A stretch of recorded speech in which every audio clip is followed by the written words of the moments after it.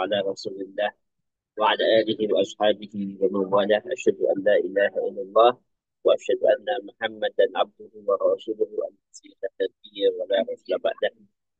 Ah, Pemirsa syiar yang dirahmati Allah Subhanahu wa Ta'ala, Alhamdulillah pada malam ini kita bisa melanjutkan kajian yang sempat beberapa kali eh, tidak jadi. Mohon maaf sekali karena sesuatu dan lain hal. Mudah-mudahan tidak mengurangi semangat kita untuk terus belajar mengkaji tentang Islam. Karena memang belajar itu tentu dalam hal ini belajar ilmu agama itu yang dituntut oleh syariat sebagai sebuah kewajiban. Jadi dalam ilmu faridatun ada kulli muslim wa muslimatin itu eh, apa seperti itu. Jadi kita wajib untuk mendalami ilmu-ilmu tentang agama. Kita akan lanjutkan pembahasan kita tentang eh, ya kelihatan ya. Alhamdulillah, Tar. Nah, ini meskipun ini filenya bukan bentuk PPT ya. Jadi saya ketinggalan di laptop di satu. Jadi ada laptop yang di tempat kerja, ada laptop yang dibawa-bawa begitu. Eh, Sekali lagi ini pembahasan yang sangat serius ini, pembahasan tentang sistem pemerintahan Islam. Jadi Nizamul Hukmi bil Islam. Jadi saya punya pengalaman mencari-cari buku-buku literatur tentang perbandingan sistem pemerintahan. Eh, saya pernah mendapatkannya dulu ketika saya berada di sekitar Sumedang, Jatinangor. Jadi saya mendapatkan perbandingan sistem pemerintahan Islam dengan yang lain-lainnya. Tetapi sayangnya sepertinya buku tersebut tidak menjadi rujukan, ya, tidak menjadi rujukan di beberapa tempat. Karena memang sistem pemerintahan Islam itu sebuah sistem yang ya ya mohon maaf ya bahasa saya itu sebuah sistem yang berusaha untuk dikubur dari benak kaum muslimin. Kalau tidak bisa dikubur ya dikaburkan. Itu sehingga persepsi umat Islam tentang sistem pemerintahan Islam ini menjadi sangat ya kurang lah gitu, kurang. Jadi yang dipahami tentang Islam ya kurang lebihnya Islam yang sekarang ada di tengah atau kalaupun bicara tentang sejarah itu yang tampak itu yang buruk-buruknya tentang sejarah Islam tentang kepemimpinan Islam. Dan alhamdulillah kita sudah mengkaji apa namanya kitab ini mungkin baru beberapa langkah gitu dan ini edisi yang ke-12 ya. Eh, jadi pada bab ini kita akan membahas tentang solahiyahnya khalifah. Jadi wewenang khalifah. Kalau sebelum-sebelumnya tentang kesatuan umat Islam, maka kita akan membahas tentang wewenang seorang khalifah. Jadi begini, jadi eh, khalifah itu adalah negara, maka dia memiliki semua wewenang yang menjadi milik negara. Jadi ini kalimat pembuka yang ringkas sebenarnya, tetapi memberikan gambaran secara komprehensif tentang wewenang khalifah. Ya. Ini di sebelahnya ada apa namanya struktur eh, eh, kekhilafahan yang merupakan hasil istihad dari eh, apa namanya mualif dari buku atau kitab ini yaitu Syekh Taqiyuddin An-Nabhani. Jadi ketika kita bicara tentang eh, khilafah sebagai person pemimpinnya, maka tentu kita bicara tentang sebuah negara. Ya. Negara dalam perspektif ilmu modern tentu ada beberapa kriteria. Jadi secara umum ketika kita bicara negara itu ada batas-batas tanahnya, ada batas-batas teritorial, ada wilayahnya, ada penduduknya, kemudian ada kedaulatan yang kemudian disebut sebagai kedaulatan di tangan rakyat, misalkan. Ya, kemudian kekuasaan dan pemerintah yang sifatnya kolektif, eh, bersama. Makanya nanti apa namanya ada majelis permusyawaratan. Jadi kepemimpinan itu kepemimpinan kolektif. Bahkan nanti ada istilahnya power sharing. Karena kalau apa kepemimpinan itu di satu tangan itu berbahaya katanya. Makanya ada power sharing yang nanti akan disebut dengan eksekutif, eh, legislatif, kemudian yudikatif itu adalah implementasi dari power sharing karena kepemimpinan kolektif. Jadi, tapi nanti di dalam Islam nanti berbeda halnya ya. Eh, jadi apa namanya menurut perspektif Barat itu ya definisi yang gampang untuk dijelaskan itu ada tanah air, ada wilayahnya, ya ada rakyatnya, ada penguasanya. Nah, penguasanya itulah yang nanti akan disebut sebagai kepala negara, yang nanti namanya itu bisa presiden, bisa raja, bisa perdana menteri dan seterusnya dalam konteks ilmu politik yang sekarang. Adapun di dalam Islam, ya adapun di dalam Islam. Jadi di dalam Islam itu harus dipahami bahwa sumber dari hukum syara itu adalah Rasulullah SAW salah satunya. Ya. Di samping Al-Quran ada Rasulullah SAW yang nanti kita kenal dengan istilah hadis atau nanti lebih tepat lebih rincinya kita bisa melihat apa namanya kehidupan beliau dalam sirah nabawiyah. Jadi kita akan melihat profil negara itu sebagaimana Rasulullah SAW itu membentuk, mendirikan sebuah negara baru di kota Yasrib yang nanti kita kenal dengan Islam Madinah, yang Rasulullah SAW itu sebagai pemimpinnya sekaligus.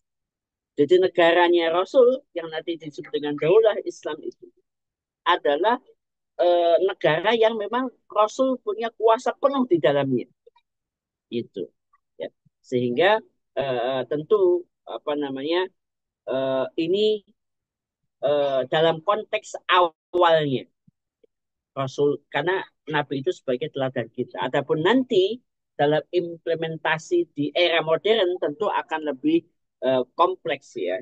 Ya, tetapi sebagai asas dasarnya itu adalah bagaimana kita melihat Rasul sebagai kepala negara di Madinah waktu itu. Tentu nanti penjabarannya tentu tidak akan sesederhana itu.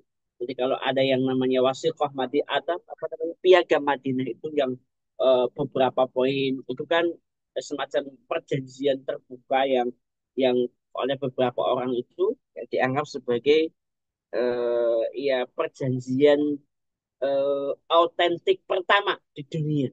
Ya, kalau Barat mengenal ada yang namanya Magna Carta itu ya, maka Islam itu ada tadi pihak Wasiqah Madinah atau piagam Madinah yang tentu usianya lebih jauh lebih tua lagi ya.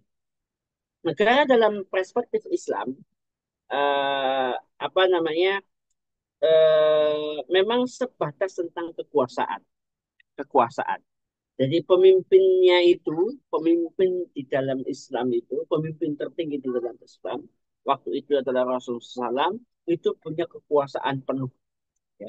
Maka ketika Rasulullah SAW mendirikan negara di Madinah, maka beliaulah yang memimpin pemerintahan sehingga seluruh otoritas ada di tangan beliau.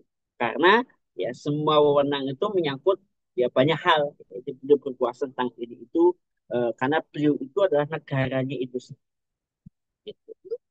Tentu nanti eh, bisa kita rincikan lebih lebih dalam ya.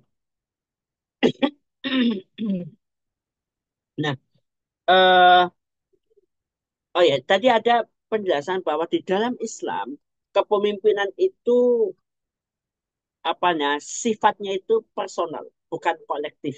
Ya.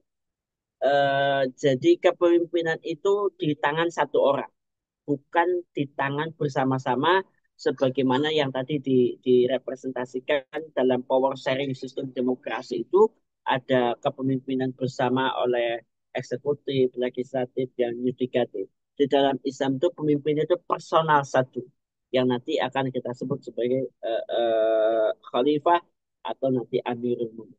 Dalam konteks kecil ya, dalam konteks kecil, eh, jadi ini dikutipkan dalam kitab tersebut tentang hadis idza kanu salah satu fi safarin ya fal yu'ammiru ahadahu. Jadi ketika kita ini dalam sebuah perjalanan ada tiga orang, maka salah satu di antara ketiganya itu harus diangkat menjadi seorang pemimpin. Maka pemimpin itu menjadi sangat penting, bahkan bagian dari hukum hukum syara. Ida kalau dia salah satu fi safarin pagi amiru adul. Itu juga sama diriwayatkan oleh Abu Dawud. Sama. Jadi di dalam Islam itu pentingnya pemimpin yang sifatnya personal. Nah, di era Khulafaur Rasyidun, para khalifah memegang semua kekuasaan dan wewenang yang menyangkut masalah pemerintahan. Ya, jadi para pengganti Nabi, Abu Bakar, Umar, Utsman, mereka tuh punya otoritas, ya full power. Jadi khalifah itu full power. Ya, jadi kekuasaannya mutlak. Nanti seberapa mutlak dan peluang menjadi otoritarnya seperti apa? Kalau ya tidak dipahami secara utuh bisa berbahaya. Oh, nanti khalifah itu akan menjadi diktator dan seterusnya. Nah, Rasulullah SAW memberikan peringatan kepada umat Islam untuk tidak keluar ya dari ketaatan kepada amir atau pemimpin ya yang waktu itu disebut sebenarnya keluar dari sultan itu tidak boleh. Bahkan dalam satu riwayat hadis, man kariha min amirihi ya syai'an apabila kalian melihat sesuatu yang tidak disukai dari amirnya, fal yasbir alaih, maka kita harus bersabar. Eh, Gini, kadang-kadang hadis tentang tentang ini ya tentang kepemimpinan ini eh, banyak disalah artikan ya. Jadi kalau pemimpinnya jahat, maksud bukan jahat ya, tidak disukai, maka dia harus bersabar. Fa'innahu ya laisa ahadun minan nasi kharaja minas sultan ya ketika sibron jadi ketika dia itu keluar dari ketaatan kepada apa khalifah sibron itu sejengkal ya famata alaihi illa mata mitatan jahiliyatan maka dia akan terkategori matinya mati jahil. Ya. Jadi ini menunjukkan bahwa memang eh, apa seorang atau pribadi muslim itu mesti memiliki ketaatan kepada pemimpin, pada amirnya, amirul mukminin ya dalam hal ini dan tetaplah bersabar. Ya. Tentu ini dalam konteks pemimpin eh, negara yang menerapkan Islam. Jadi nanti hadis-hadis yang membicarakan tentang pemimpin-pemimpin yang tidak disukai, yang kita itu harus bersabar, itu adalah konteks pemimpin-pemimpin yang menerapkan hukum Allah Subhanahu wa taala. Itu. Jadi jangan jangan salah paham. Ya. Khilafah itu merupakan kepemimpinan bagi seluruh kaum muslimin. Jadi khalifah adalah penguasa yang memiliki semua kekuasaan dalam negara itu. Karena memang mestinya umat Islam sedunia itu mestinya hanya punya satu pemimpin. Mestinya. Karena secara teori ya itu sudah ada ya dasar-dasarnya.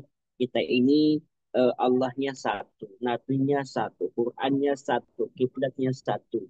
Nah, jadi sudah sangat-sangat apa namanya layak bagi umat Islam itu untuk berpikir bagaimana umat Islam itu bersatu. Ya. Meskipun di nalar hari ini kadang-kadang gagasan tentang menyatukan dunia Islam dalam satu kekuasaan itu dianggap sebagai utopia, sesuatu yang tidak mungkin, ya seperti apa namanya menegakkan benang basah. Jadi eh, susah sekali lah gitu. Tapi ingat bahwa gagasan tentang menyatukan dunia Islam itu eh, gagasan ini itu pernah bisa diwujudkan.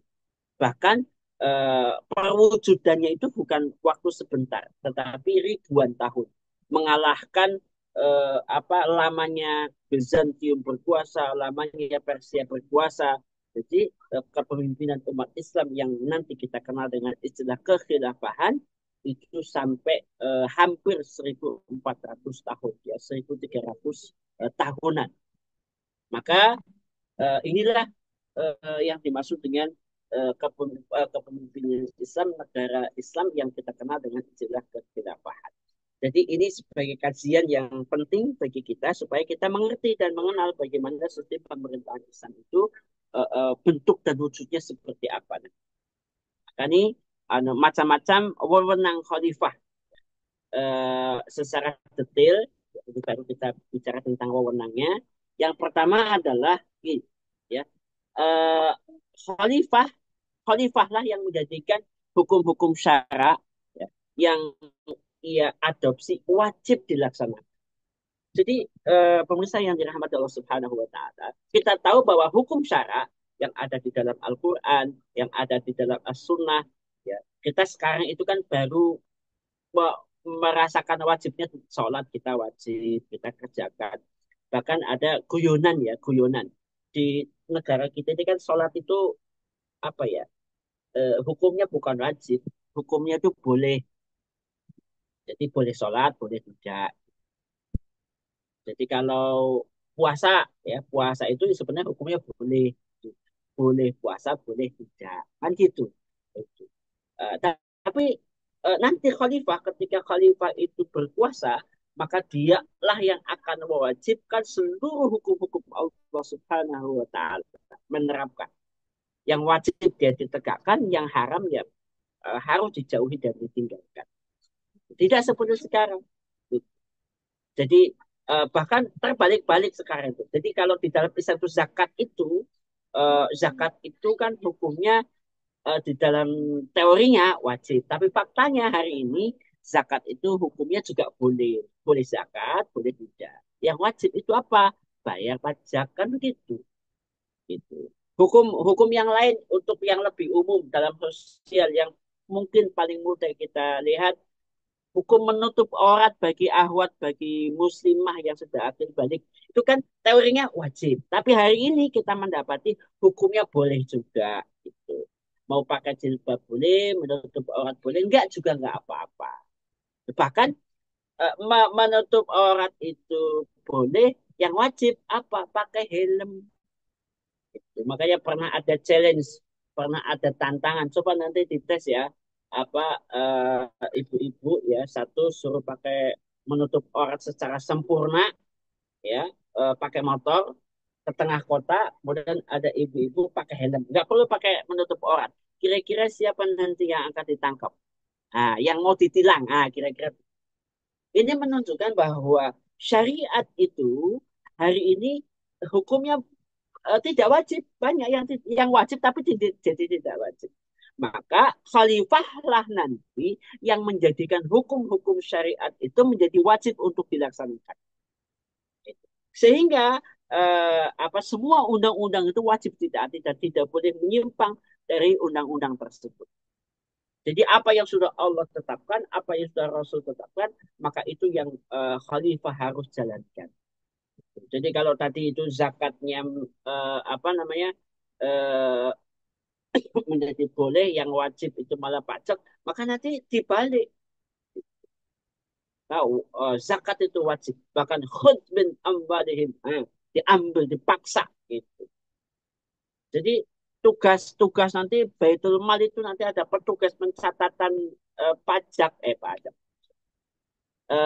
apa namanya zakat itu ya nanti ada setiap kekayaan orang itu nanti dihitung. Misalkan ini bulan mau dihitung per bulan haji ya, Zulhijjah boleh, nanti pas Muharram juga boleh, pas Ramadan, nanti pas misalkan Muharram, nanti pas muter 1 tahun didatangi lagi hartanya berapa. Nah, jadi kalau sekarang kan saya nggak tahu itu eh, apa namanya apa ya institusi zakat kita namanya Basnas atau apa. Kita nggak tahu beliau-beliau ini menjalankan fungsi itu nggak. Misalnya mendatangi Kang Kang Gubernur Jawa Barat, Kang eh, Deddy siapa? Mulyadi, Ustaz. Ah, Astagfirullahaladzim. Kang Deddy Mulyadi. Nah, misalnya ada petugas Basnas mendatangi Kang Deddy Mulyadi, kemudian dihitung nih, per Muharram berapa hartanya, nanti Muharram depan di apa namanya dihitung lagi, ya, kemudian nah nih zakatnya sekian Pak Deddy. Nah, kira-kira apakah saya nggak tahu apakah kemudian BAZ itu menjalankan fungsi itu atau tidak. Tapi yang jelas, wewenang pertama itu adalah menjadikan hukum syara itu menjadi wajib dilaksanakan bagi warga negara. Jadi yang pertama itu. Ya, tentu saja apa hukum syara yang ada di dalam Al-Qur'an ya tentu nanti agar agar rapi boleh ya dibuat semacam konun atau semacam undang-undang ya sebagaimana mungkin kalau Al-Qur'an itu pasal ayat Quran ayat sekian ya, namanya apa surat keberapa itu menjelaskan tentang apa. Nanti perlu juga dibuat semacam undang-undang. Bahkan Syekh Taqiyuddin An-Nabhani itu sudah membuat semacam undang-undang negara ketika nanti apa namanya khilafah itu tegak. Jadi boleh ya menyusun supaya rapi, supaya tertentu, supaya jelas, supaya sistematis gitu. Bukan berarti Al-Quran itu tidak sistematis, ya, supaya dalam prosedur administratifnya itu lebih lebih apa ya ya boleh ya ketika khalifah itu nanti akan membentuk semacam konon ya semacam seperangkat aturan yang ditetapkan oleh penguasa ya yang mengikat kepada rakyatnya ya. Jadi itu posisi wewenang khalifah. Nah, nanti peraturan-peraturan yang ditetapkan oleh khalifah itu ya memang itu hasil istihadnya khalifah ya. Atau nanti orang yang apa ya eh, dimintai bantuan oleh khalifah untuk mengekstrak bahasa katanya mengekstrak dari hukum-hukum Allah menjadi sebuah peraturan dan perundang-undangan ya sehingga apa namanya seorang khalifah itu nanti punya otoritas penuh ya, pikirannya, akliyahnya sehingga dia diperbolehkan untuk beristihad menggunakan kemampuannya untuk membuat peraturan-peraturan yang memang perlu diimplementasikan dari Al-Quran dan Sunnah dan yang lain-lain.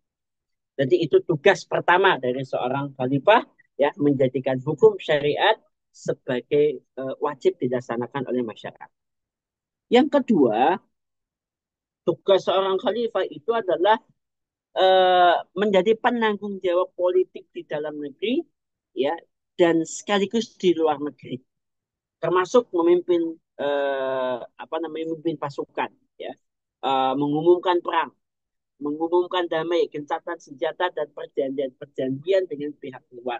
Itu otoritasnya khalifah. Karena sekali lagi khalifah atau Amirul Mukminin atau imamah dalam perspektif Islam itu memang eh, kepemimpinan tertinggi di dalam Islam. Ya. Eh, apa namanya dalilnya apa? Dalilnya ya fakta di dalam surah Nabawiyah bahwa Rasulullah SAW itulah yang mengangkat para wali, para kodi, ya, mohon maaf nih, para kodi, ya, termasuk beliau yang kemudian mengkoreksi ketika kodinya atau para hakim-hakim, para walinya itu melakukan kekeliruan-kekeliruan, ya. Bahkan ya, kita menyaksikan membaca ya di dalam literatur sirah nabawiyah bagaimana Rasulullah SAW itu memimpin pasukan langsung beliau sebagai komandannya bahkan nanti misalkan mengangkat eh, komandan-komandan ketika Rasul tidak atau berhalangan untuk memimpin langsung misalkan ada Usamah bin Zaid diangkat menjadi eh, eh, pemimpin perang, panglima perang, itu hak dari seorang eh, Rasul ya. Dan Rasul sebagai pemimpin, sebagai kepala negara dalam hal ini. Nah, termasuk Rasul juga yang mengumumkan perang ya mengumumkan perang ketika kita tahu ada Bani Quraidah, Bani Nadir, Bani Qainuqa ya eh, perang Khaybar, perang melawan Romawi nanti perang Mu'tah. Rasul yang menetapkan Rasul yang menetapkan perang atau tidaknya. Jadi inilah otoritas seorang khalifah. Ya, karena Rasul itu eh, sumber dari hukum syara.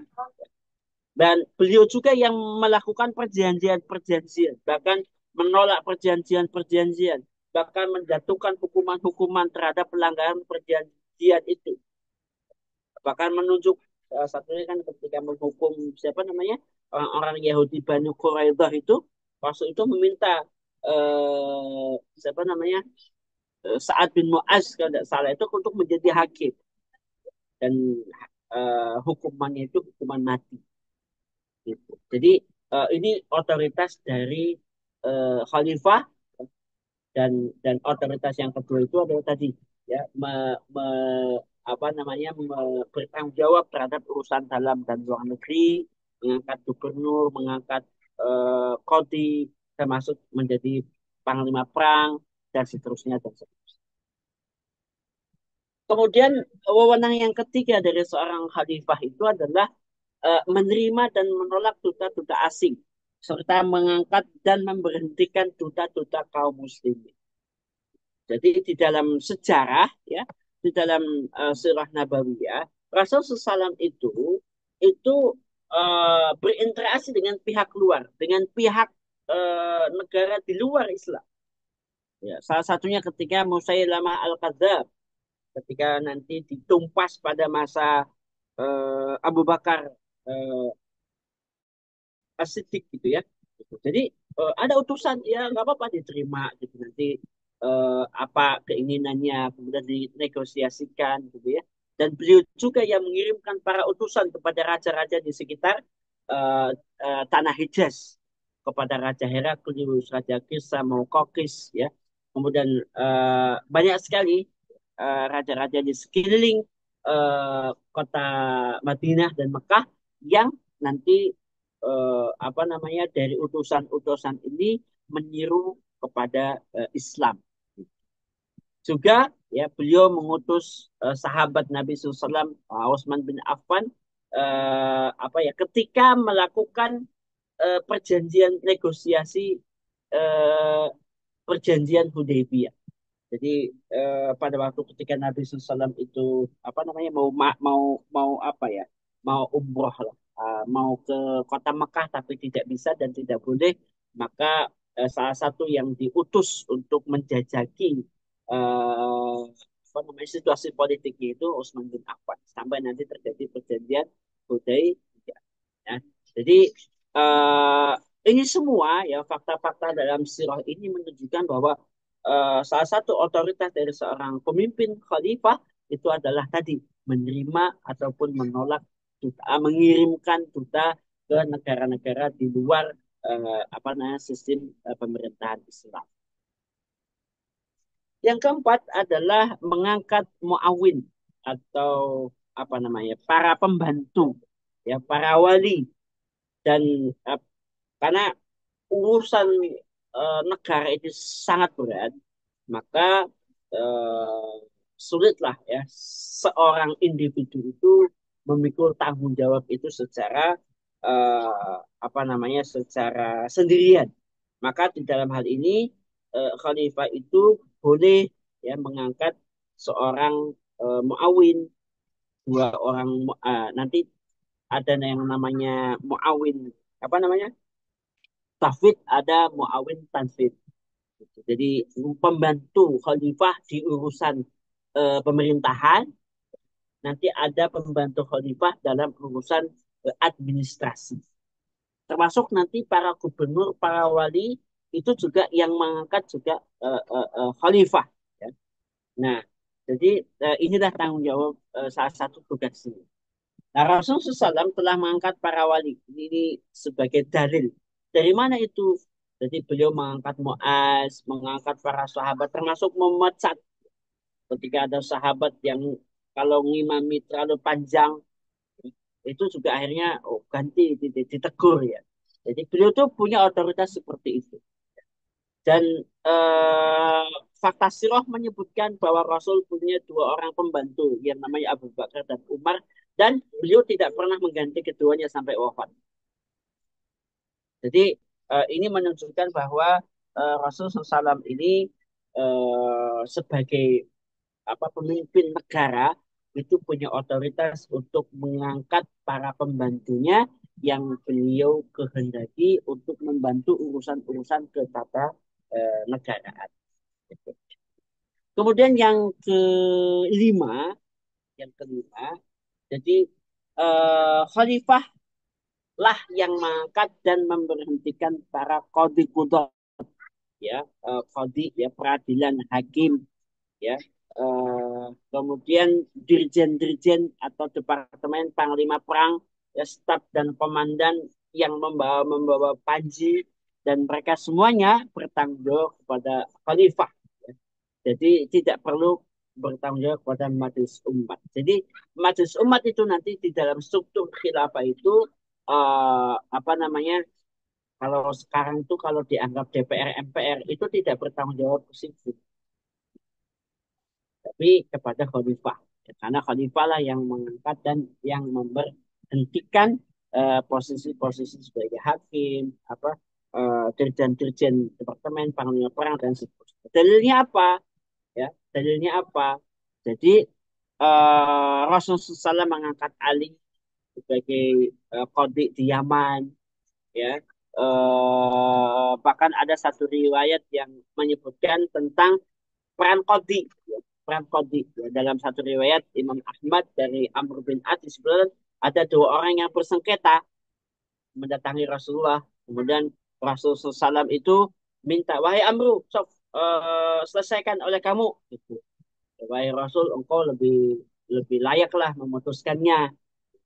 Udah lakukan saja, kata Rasul kepada Amr bin As. Kemudian apa yang akan saya dapatkan kalau saya menyelesaikan masalah ini?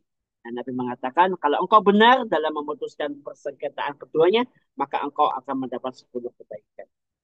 Tapi kalau keliru, maka engkau hanya dapat kebaikan satu saja. Ini menunjukkan bahwa apa namanya, Rasulullah SAW itu menunjuk Amru untuk menyelesaikan persoalan, gitu. Menjadi uh, muhakam, ya, muhakam, ya, menjadi hakim apa namanya, kepada orang yang berselisih. Juga Khalifah Umar, ya, pernah mengangkat dan memberhentikan para qadhi, ya. Misalkan mengangkat Surai sebagai qadhi di Kufah, Abu Musa sebagai qadhi di Basrah. Bahkan ketika memberhentikan, terjadi protes, kenapa kamu memberhentikan saya padahal saya cakap begini begini dan seterusnya. Jadi fakta ini menunjukkan bahwa khalifah itu memang punya otoritas mengangkat qadhi, termasuk memberhentikan, ya. Ada alasan ataupun tidak, itu otoritas dari khalifah. Jadi termasuk Imam Ali diriwayatkan juga pernah mengangkat Abu Aswad, ya, kemudian memberhentikannya sebagai posisi hakim. Mengapa engkau menghentikan aku, wahai Ali, padahal aku tidak pernah berkhianat, aku juga tidak melakukan kesalahan apapun. Ya, beliau menjawab, aku melihat suaramu terlampau keras terhadap mereka yang bersengketa. Jadi kalau apa ya, kalau tangan besi lah kira-kira itu. Maka khalifah itu dengan pertimbangannya itu apa namanya, punya otoritas untuk mengangkat dan memberhentikan para qadhi, dan itu terjadi di fakta-fakta sejarah. Dan banyak sekali, ya, di dalam apa namanya, sirah nabawiyah, termasuk Hayatus Sahabah, yang menjelaskan posisi khalifah itu mengangkat para pembantu-pembantunya di bawah, yang mencatat hasil panen, yang mencatat zakat, ya, mencatat piutang dan macam-macam. Itu ada, dan ini tentu tentu menjadi satu apa ya, satu yang harus diteliti lebih detail, ya, sehingga memang saya juga sedang menunggu, ya, satu kitab tentang administrasi negara. Jadi sistem administrasi di dalam negara khilafah. Karena nanti akan apa ya, ditelusuri bagaimana dulu para rasul secara administrasi bagaimana, termasuk para khulafa ar-rasyidun ya ketika mengelola sistem pemerintahan Islam waktu itu, administrasinya seperti apa. Jadi nanti kita tunggu saja, mungkin nanti ada ustadz yang lain yang bisa merincikan bagaimana sistem administrasi di dalam sistem negara khilafah. Kemudian yang keenam, wewenang dari khalifah itu adalah berhak mengadopsi hukum-hukum syara dengan berpegang pada hukum tersebut, ya, termasuk dalam penyusunan anggaran pendapatan belanja negara, ya, rincian-rinciannya, pengeluarannya, pemasukannya dan sebagainya. Ya, dalam urusan keuangan, ya, jadi bahkan nanti hal yang terpusat di dalam Islam itu keuangan, kehakiman dan persoalan hukum, militer juga, gitu ya, militer. Jadi eh, nanti ada pembahasan sendiri ya posisi tentang bagaimana militer di dalam pandangan Islam. Tapi yang jelas fungsi keenam ini adalah khalifah punya otoritas ya tentang bagaimana apa namanya mengelola atau manajemen keuangan di eh, eh, sistem pemerintahan Islam. Dari mana sumbernya? Rasulullah SAW ya.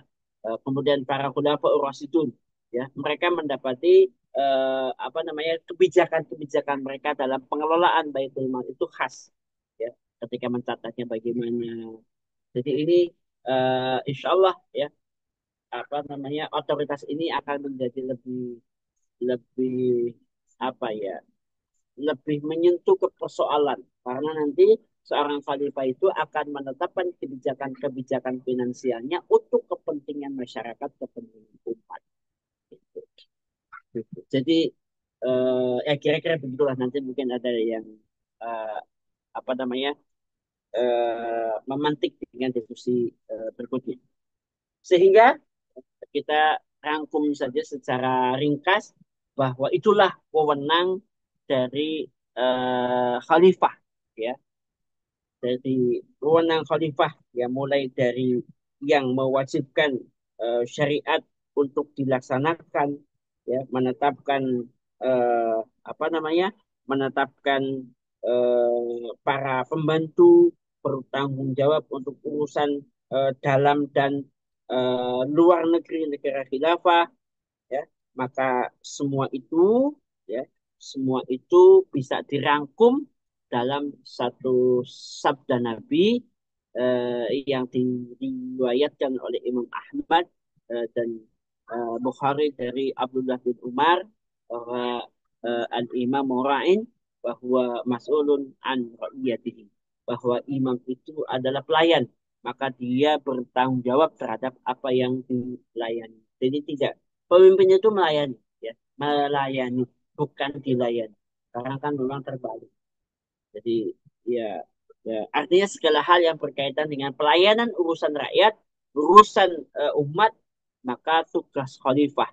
Maka apa namanya khalifah itu harus memastikan umatnya, rakyatnya itu hidup dengan eh, baik eh, ekonominya, ya, sosialnya, eh, dan pendidikannya, kesehatannya, semua itu harus apa menjadi tanggung jawab khalifah untuk agar umatnya menjadi rakyatnya menjadi aman dan nyaman.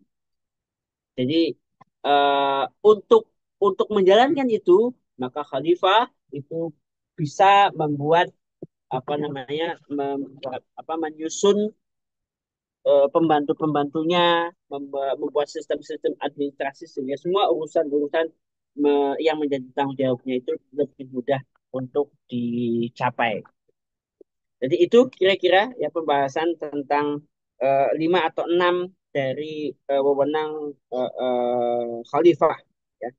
Insya Allah nanti di pembahasan berikutnya itu tentang apa nih? Tentang kaifiyah, ya, tentang bagaimana riayah khalifah li su'uni ra'ayah. Jadi bagaimana khalifah mengurusi rakyatnya secara teknis. Jadi tadi poin-poin umum, jadi enam wewenang umum dari seorang khalifah terkait dengan tanggung jawabnya sebagai pemimpin dalam negara berbasis sistem Islam. Itu Ustaz, terima kasih. Ya, Alhamdulillah. Syukran Tad atas pemaparan dan penjelasan terkait dengan Shalahiyatul Khalifah atau kewenangan Khalifah. Insya Allah buat Bapak Ibu, seperti yang sama-sama yang telah kita dengarkan atau mungkin yang baru bergabung atau di tengah penjelasan beliau, kita buka sesi diskusi buat Bapak Ibu yang ingin menggunakan kesempatannya untuk diskusi. Kami berikan kesempatan bisa kirimkan saja pertanyaannya melalui kolom komentar di ruang Zoom-nya.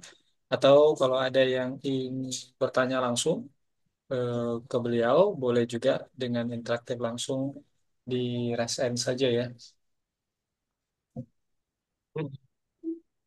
Ya, sembari menunggu pertanyaan dari jamaah lain ini saat ini Ya, untuk sesi pertama, ini mungkin saya ngambil kesempatan di awal. ya, Ada satu pernyataan tadi yang sempat Ustadz singgung terkait dengan otoritarianisme ya atau otoriter bahwa ya, kita bukan tendensius terhadap khilafah ya, bahwa setiap sistem itu punya celah ataupun punya potensi sama-sama otoriter ya ya, ya. bahwa kemudian mungkin dari sisi usia atau generasi di penghujung Hmm, ini kita juga nggak pernah hidup langsung dengan sistem khilafah, ya, ya. maka wajar saja tidak sedikit orang yang melontarkan eh, nada-nada tendensius bahwa Hmm, khilafah juga punya potensi otoritarianisme. Seperti yang Ustadz jelaskan juga, powerful sekali kewenangannya sehingga ini ya, tidak tertutup kemungkinan kita bilang. Nah, ya, mungkin ya, supaya ya. dia menjadi pembanding ini Ustaz, Hmm, bahwa di sistem manapun tetap punya potensi itu. Nah, tinggal hmm. yang kita mau tanya, kalau sistem lain nggak usah kita urus Ustaz.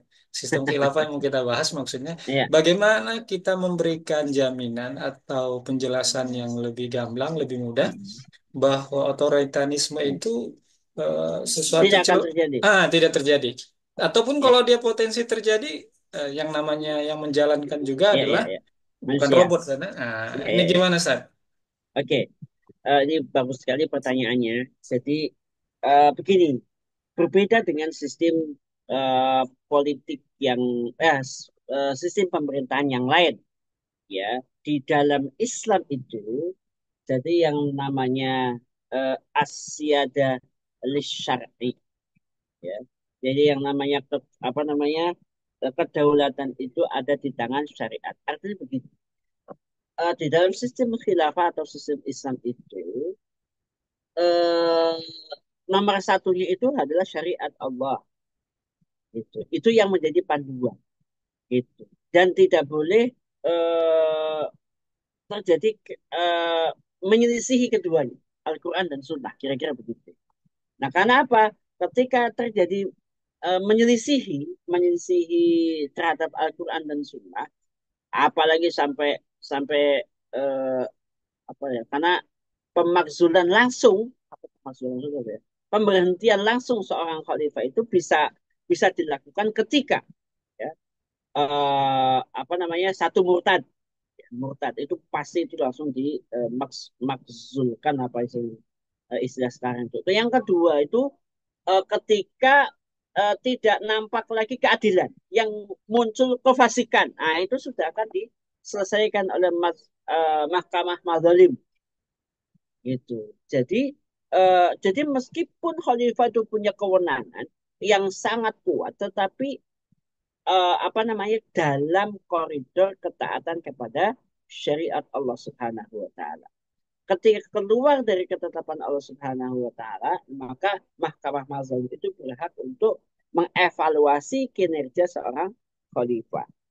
Itu. Jadi seperti itu sehingga apa namanya? Karena memang undang-undangnya yang paling tingginya Allah Subhanahu wa taala. Kalau sekarang kan beda. Aturannya nggak cocok, diatur-atur lagi malah. Gitu. Aturan-aturannya nggak pas, dicocok-cocokin lagi.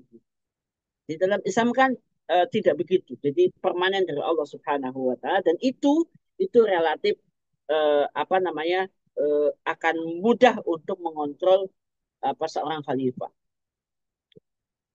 Dan gini, saya ini bukan termasuk kajian ini, tapi lebih ke sugesti ya, sugesti saya.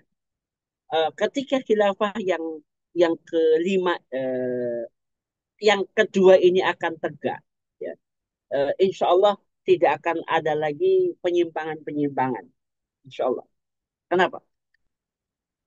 Eh, beberapa ahli beberapa ahli eskatologi apa akhir zaman itu menyebutkan karena khilafah yang ini khilafah terakhir ini nanti akan betul-betul menyempurnakan dunia ini dengan Islam. Gitu. Bahkan tidak ada satu rumah pun yang tidak mengenal Islam dan sampai pada akhirnya Allah mewafatkan semua yang beriman dalam satu waktu. Nah, ini uh, mungkin sugesti saya secara pribadi. Penyimpangan itu tidak akan ada, insya Allah. Gitu. Karena memang sudah Allah siapkan nanti sistem khilafah yang kedua itu akan betul-betul mengeluarkan semua kebaikan dari dalam bumi, menurunkan semua keberkahan dari langit, sampai kemudian Allah mewafatkan semua orang yang beriman dan nanti yang tersisa orang-orang yang rusak dan orang-orang eh, siksa akhir zaman yang namanya. Nah, jadi kenapa kenapa saya begitu karena tadi sistem sistem yang ini sudah betul-betul sistemnya sudah dipersiapkan sehingga tindak otoriter itu tidak akan terjadi karena tadi sudah ada sistem controllingnya jadi mahkamah mazolim bahkan masyarakat ketika bisa mengadukan tentang khalifahnya yang zolim yang melaporkan khalifahnya yang mohon maaf ya tadi sampai murtad sampai tak ada tanda-tanda murtad sampai kemudian sikap keadilannya sudah tidak nampak bahkan yang nampak kefasikannya ya apalagi kalau sampai gila ya nah, itu eh, bisa jadi masalah kalau baik begitu Ustaz. Iya, eh, sebalik ini juga Ustadz bahwa Hmm. eh, mungkin saya mau mengkomparnya dengan tadi ada dalil yang Ustadz kutipkan terkait dengan fal fal yasbir ya Hmm. fal yasbir alaih Iya ya. bahwa kemudian kita diperintahkan bersabar terkait dengan keburukan yang dibawa oleh penguasa tadi. Nah, Hmm. maksud kami berarti ada kemungkinan memang pemahaman terhadap dalil ini bisa dimunculkan atau memunculkan pemahaman bahwa penguasa meskipun nanti melakukan keburukan secara kebijakannya, katakan saja Hmm. begitu, Iya. sampai saat puncak pada otoritarianisme, Iya. ya kita cukup bersabar. Iya. Nah, sehingga mungkin, mohon maaf sebentar ya Bapak Ibu yang ingin Hmm. bertanya, mungkin kami tuntaskan dulu sedikit ini. Ini gimana Iya. mengkorelasikannya, Ustaz? Bahwa Hmm. agar Iya iya kaum iya. muslimnya. Hadis-hadis yang memerintahkan kita untuk bersabar ketika mendapati para pemimpinnya, para khalifahnya itu tidak dia sukai, ya bahkan cenderung berbuat fasik, itu banyak, banyak. Ya mungkin ada sekitar 5 atau 6 riwayat. Intinya kita harus bersabar menghadapi pemimpin-pemimpin yang seperti itu. Nah, eh, eh, terus bagaimana gitu ya? Bahkan itulah yang mohon maaf ya sekarang malah hadis-hadis itu yang kemudian dijadikan sebagai hadis-hadis untuk meninabobokan kita hari ini gitu ya kita hari ini kalau ya sabar aja kan masih ini padahal satu poin yang saya ingin sampaikan bahwa hadis-hadis tadi hadis-hadis yang memerintahkan kita untuk bersabar ya menghadapi penguasa-penguasa yang fasik tadi itu dalam koridor negara yang menerapkan sistem Islam ya bukan dalam negara yang sekuler. Nah, itu. Jadi untuk jadi itu pertama ya tentang pemanfaatan hadis, penggunaan hadis bukan pemanfaatan. penggunaan hadis tadi itu tepatnya itu adalah ketika berada di dalam sistem yang berbasis Islam, ketika syariat Islam sebagai undang-undang negara. Tapi ketika apa sistemnya sudah bukan lagi Islam, apalagi sekuler, kita itu harus bersabar, maka itu kurang tepat. Ya, kalau hemat saya itu kurang tepat. Justru ketika berada di dalam sistem yang tidak berdasarkan Islam, maka kita harus berdakwah, harus melakukan amar ma'ruf nahi mungkar, bahkan sampai pada level muhasabah lil hukam itu. Jadi itu ya. Ketika dalam situasi Islam maksud syariat Islam masih diberlakukan ya kita bersabar. Nah, jadi itu dari sisi penggunaan hadisnya ya. Adapun tadi apa namanya tentang mekanisme kontrol sosial di dalam sistem Islam itu berjalan dari semua sisi. Secara pribadi kan kita juga kan secara pribadi boleh tadi sempat saya sampaikan man ra'a minkum munkaran itu kan bagian dari perintah agama. Kemudian muhasabah lil hukam atau memberikan apa peringatan kepada para pemimpin yang zalim itu juga bagian dari ketentuan syarat. Jadi kontrol sosial itu jalan. Itu sekarang kan ya mohon maaf ya hari ini kontrol sosial tidak jalan sama sekali. Bahkan bukan sama negara, sama pribadi. Ah, biarin aja lah, asal tidak mengganggu. Jadi ada orang yang bermaksiat, ada orang yang bertindak semaunya sendiri. Kita mau ingatin, janganlah, pokoknya jangan ganggu lah. Ah, gitu. Gitu. Asal tidak mengganggu kita, biarin aja. Ah, itu kan pikiran-pikiran seperti itu pun, ya, itu sekarang sudah nampak sekali di depan mata kita. Bahkan ketika kita mau memberikan nasihat, memberikan penjelasan tentang kefasikan dari penguasa-penguasa sekuler, malah tadi menggunakan hadis yang tadi supaya bersabar. Gitu. Maka ini tidak tepat dalam pengaplikasian beberapa hadis dalam konteks memberikan nasihat kepada para penguasa. Kira-kira begitu, Ustaz. Ya, Alhamdulillah. Syukuran Ustaz. Kita buka kesempatan ini kepada, ya, kami konfirmasi. Ada yang, oh ya, silakan Ibu. Monggo, monggo. Oke, jazakallah khair. Bismillahirrahmanirrahim. Assalamualaikum warahmatullahi wabarakatuh. Oke, izin bertanya Ustadz. Eh, oke, terkait ketika kemudian kita mencoba untuk menyampaikan kembali berarti tentang sistem pemerintahan Islam ke tengah-tengah para tokoh. Nah, jawaban para tokoh itu ada saja. Karena kalau tokoh itu literasinya banyak, nggak Ustadz. Berbeda dengan ketika di majelis taklim gitu ya, di kampung gitu. Mungkin memang menerima saja. Tapi ketika berdialektika dengan eh, komunitas intelektual itu literasi mereka memang banyak. Yang pernah saya temui itu dan mungkin ingin eh, saya apa namanya bagi di sini itu begini.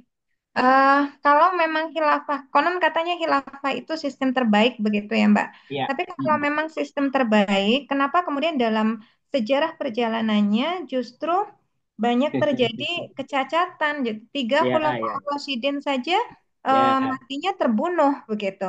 Nah, Hmm. ini kan kemudian menunjukkan bahwa ini sistem yang masih masih penuh cacat begitu. Kenapa ini panjenengan tawarkan Oke, begitu? Itu ya, satu oke. yang begitu. Nggak yang masih teringat sampai sampai hari ini apa statement itu.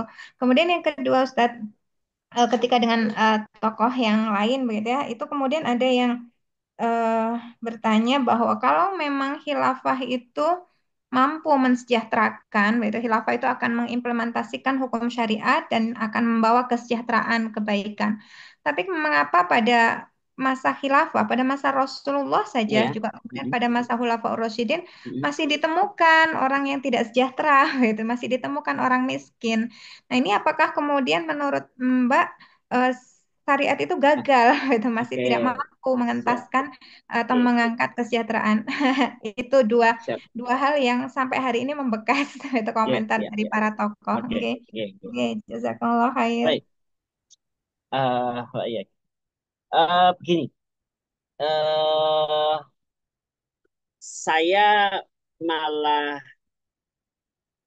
jadi kalau tadi Mbak siapa tadi mengatakan literasinya banyak, menurut saya kurang mendalam. Mungkin banyak, tapi kurang mendalam. Jadi begini. Jadi pertama harus dibedakan antara sebuah sistem yang baik dengan yang menjalankan sistemnya. Itu. Jadi satu begini, fakta tentang Khulafaur Rasyidun, ya generasi terdekat dengan Rasulullah SAW yang wafatnya tiga khalifahnya itu Umar, Utsman, Ali wafatnya terbunuh, itu tidak menunjukkan cacat apa namanya kelemahan sistem.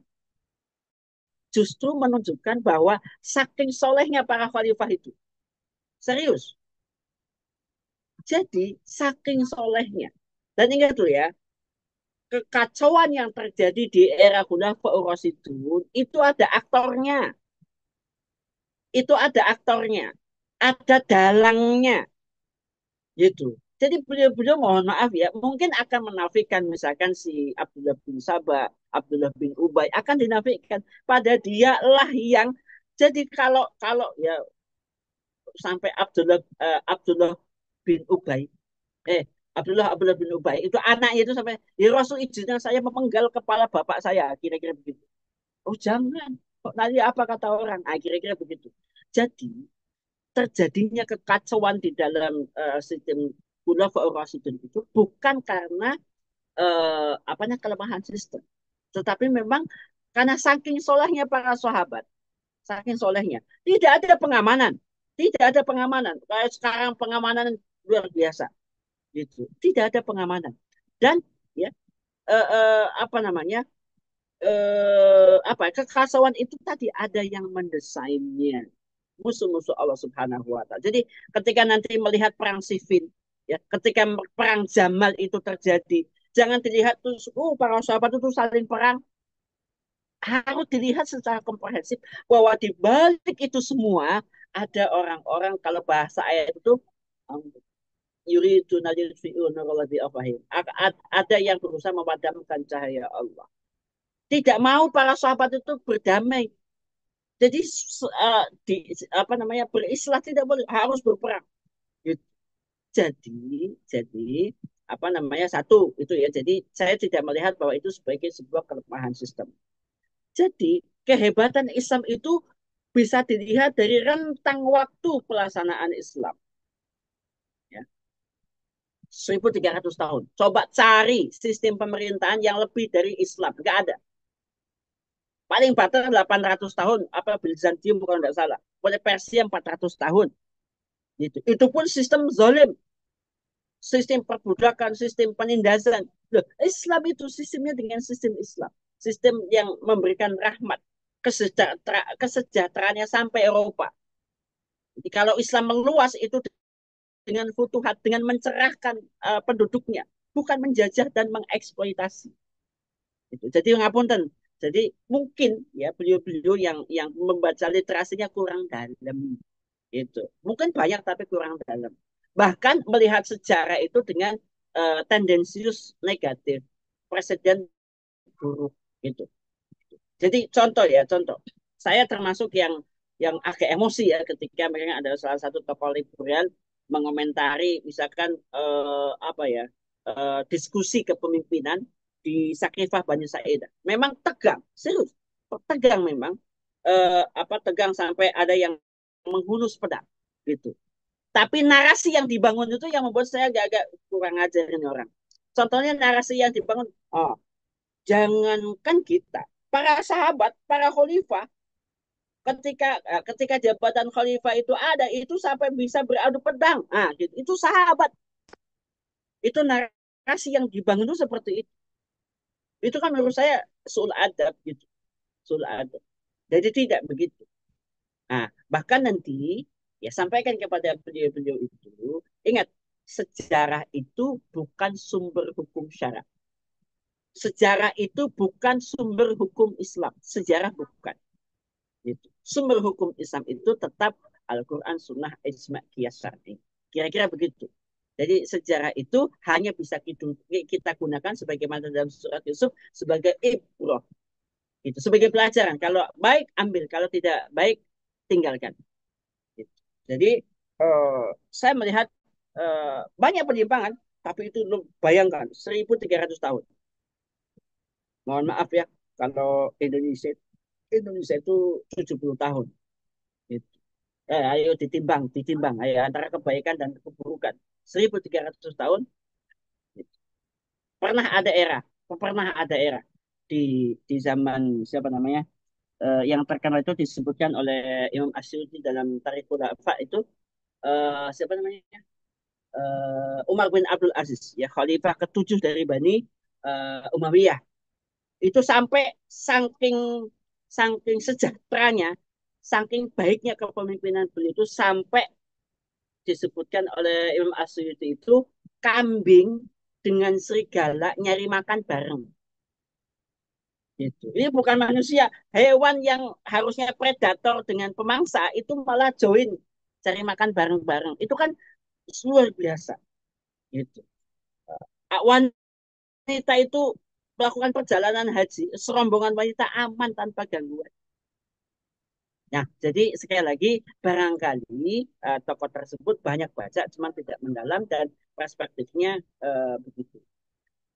Kemudian terkait dengan sejahtera. Gini, kalau menggunakan timbangan, pertama fakta yang harus kita fakta yang harus kita pahami tentang ukuran sejahtera tempo dulu dan tempo sekarang. Tempo dulu beli kambing dengan tempo sekarang beli kambing itu gimana gitu. Dulu itu kambing itu biasa itu. Bahkan menjadi kifarat penebus itu kambing gitu. Jadi ukuran kan kita membayangkan sejahteranya itu gajinya besar sekian, punya mobil, punya ini. Ini zaman dulu gitu. Wong wong disebutkan yang namanya kendaraan paling canggih itu kan eh Khumrin Naam. Ah gitu. Apa namanya eh apa namanya onta merah. Apa namanya onta merah. Itu kendaraan paling jet set gitu. Jadi pertama ukuran-ukuran sejahtera itu tentu beda dengan nilainya sekarang. Gitu. Sehingga kita tidak apa namanya dan para sahabat itu banyak yang memang tidak mau sejahtera. Bukan tidak bukan mau tidak mau berlimpah tidak. Mereka sudah mencukupkan diri. Mereka itu lebih fokus kepada ibadah. Mereka itu lebih fokus untuk mendakwahkan Islam. Mereka nggak jarang sekali karena mereka tahu persis bahwa kalau punya harta itu hisapnya dua kali. Itu yang membuat mereka itu ngapain cari dunia, pusing nanti di akhirat jawabnya. Gitu. Tetapi para sahabat itu betul-betul berkualitas. Jadi mereka sudah merasa cukup dengan apa. Jadi disebutkan nggak ada yang namanya menabung, nggak ada. Nah, bekerja hari ini untuk makan hari ini. Gitu. Kalau ada kekurangan tinggal datang ke Baitul Mal dikasih oleh khalifah. Gitu. Jadi sekarang kan ukurannya berbeda. Gitu.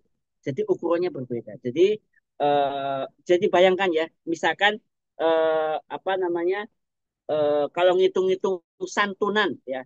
Jadi ketika Abdurrahman bin Auf itu wafat, itu kan meninggalkan warisan harta kekayaan yang sangat banyak. Sampai disebutkan santunan untuk alumni alumni perang Badar itu bisa sampai 4 miliaran kalau nggak salah. Nanti tinggal diri. Tapi pokoknya banyak lah gitu ya. Anda bisa bayangkan ya ada seorang kaya yang memberikan santunan sekitar begitu 4 miliar. Jadi sekarang kita itu kan para pensiunan gajinya aja hampir hilang. Gitu.